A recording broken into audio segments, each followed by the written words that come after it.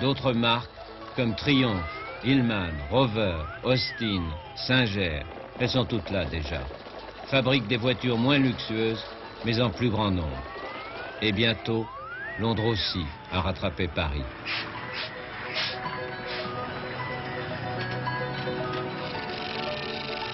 Oh, l'automobile n'a pas que des partisans.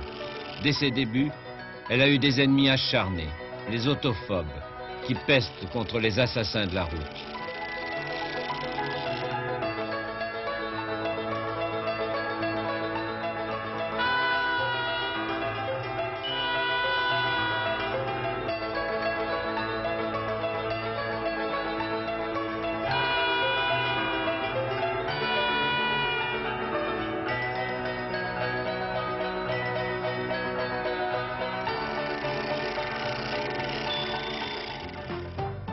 Une association protectrice contre les excès de l'automobilisme mène campagne en France contre les écraseurs, les chauffards, les fous du volant.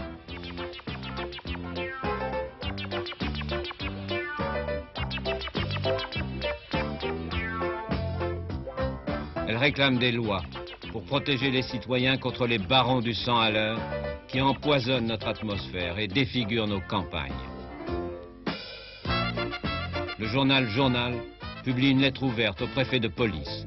Hier soir, à 6 h, rue de Courcelles, j'ai failli être écrasé avec ma femme et mes enfants par une automobile lancée à la vitesse d'une locomotive.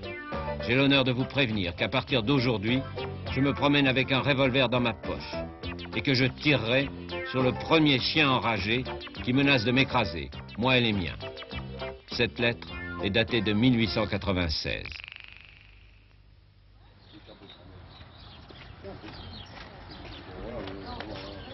Mais c'est déjà trop tard. Rien n'arrêtera l'essor de l'automobile.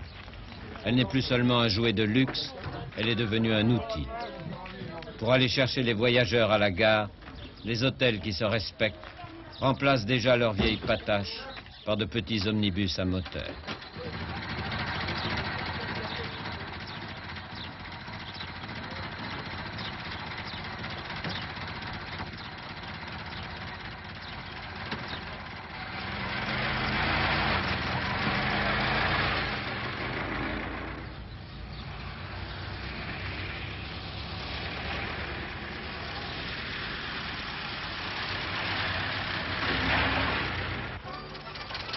Petit à petit, le cheval va complètement disparaître des rues de Paris.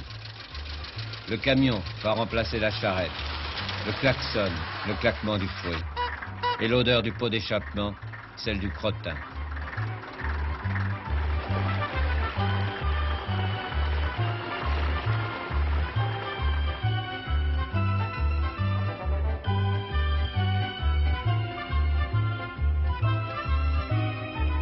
L'automobile est devenue une grande industrie. Ces usines, comme celle de Renault, à Boulogne-Billancourt, occupent des faubourgs entiers. En 1902, la France produisait 2000 voitures par an. 10 ans plus tard, 50 000.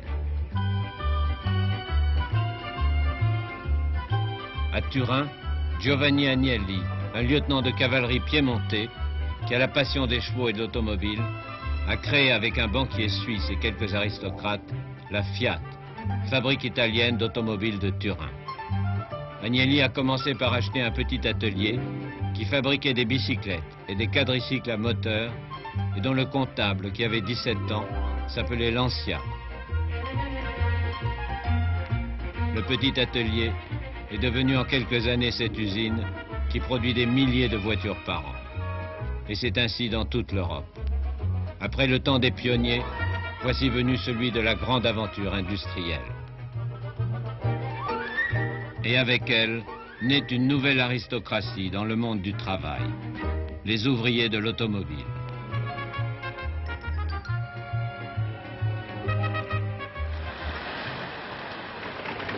Après avoir été un jouet, puis un outil, l'automobile se fait aventurière. Elle part à la découverte du vaste monde.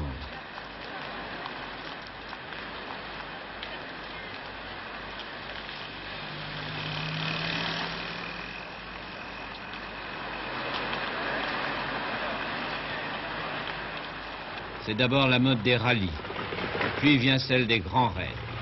On va s'attaquer au continent. En 1907, Pékin-Paris. 15 000 kilomètres à travers la Chine, la Sibérie, la Russie, l'Europe. Une folie pure. Les voitures des concurrents ont été emmenées par bateau de Marseille à Shanghai, puis de là à Pékin. Pékin 1907. Ici, pas même de chevaux. Ce sont les hommes qui servent de bêtes de trait. Aucun de ces Chinois n'a jamais vu une automobile. Aussi, le 10 juin, tout le monde est dans la rue pour assister au départ des monstres d'acier. 4 voitures, 2 de Dion-Bouton, comme celle-ci, conduite par Cormier et Collignon. Une Itala, conduite par le prince Borghese, et une voiture hollandaise, une Spiker, conduite par un Français, Godard. 3 journalistes et un mécanicien complètent les équipages. Le lendemain, la caravane atteint la Grande Muraille en bon ordre. Jusque-là, tout s'est bien passé. Mais au-delà de ces remparts, c'est le grand inconnu.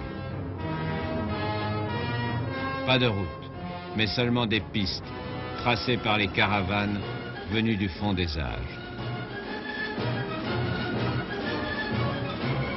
Tous les 10 kilomètres, il faut descendre et tirer la voiture embourbée. Il n'y a pas de pont non plus. Il faut traverser les rizières avec de l'eau jusqu'aux essieux.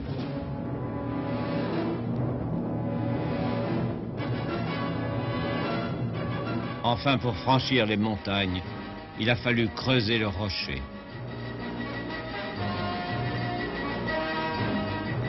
En chemin, on croise les longues caravanes qui, depuis des siècles, transportent le thé et le coton à travers l'Asie, au rythme lent et balancé de leurs chameaux mongols.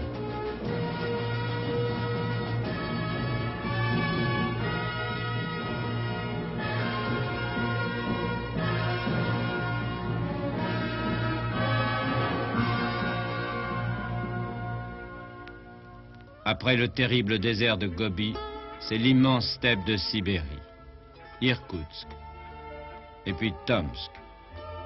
Et voilà le prince Borghese, dont l'Itala est plus puissante et qui a pris plusieurs jours d'avance. Dernière épreuve, la frontière entre l'Asie et l'Europe, les montagnes de l'Oural. Et enfin, Moscou.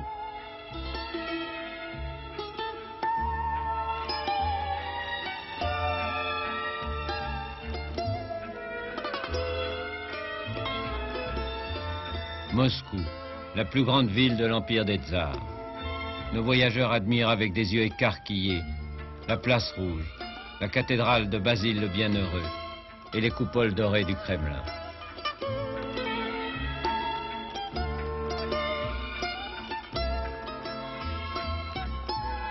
Moscou, la ville aux 1000 églises.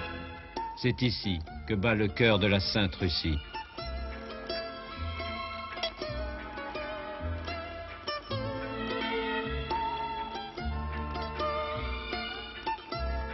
Dernière étape, l'Europe. Et nos chevaliers du volant arrivent à Paris, épuisés mais triomphants, au bout de 80 jours d'une aventure inoubliable. Mais le prince Scipion Borghese, au volant de son Itala, est arrivé 20 jours avant eux. Bien sûr, il ne s'agissait pas vraiment d'une course, mais les Français sont quand même vexés. Enfin, la vraie gagnante de ce raid épique, c'est l'automobile. L'année suivante, le journal Le Matin organise une course autour du monde, New York-Paris. Un défi au bon sens, mais les Français veulent prendre leur revanche. Au départ de Times Square, 6 voitures, une allemande, une italienne, une américaine et 3 françaises. Mais ça commence mal. Dans la traversée des États-Unis qui dure 42 jours, 2 Françaises abandonnent. Les pistes sont pires qu'en Sibérie. Toujours nuls en géographie, les organisateurs français avaient imaginé de faire passer les concurrents par le détroit de Bering, sur la glace. Bien sûr, c'est absurde. Il faut faire demi-tour et prendre le bateau à Seattle pour Tokyo, puis Vladivostok. Il reste encore 15 000 kilomètres à faire. Heureusement, le tsar enthousiaste a organisé des dépôts d'essence tous les 500 kilomètres. Au beau milieu de la Sibérie, la de Dion-Bouton abandonne. C'est un désastre. Plus un Français dans la course. Et à la surprise générale, c'est l'Américain qui gagne. Il a couvert près de 20 000 kilomètres en 4 mois, 127 jours exactement. Le pilote américain Montagu Roberts a foncé comme un fou, debout sur l'accélérateur de sa Thomas Flyer, qui est conservé aujourd'hui comme une relique au musée Harrah, dans le Nevada. La France est ulcérée, l'Europe stupéfaite. Il va falloir désormais compter avec la mécanique américaine.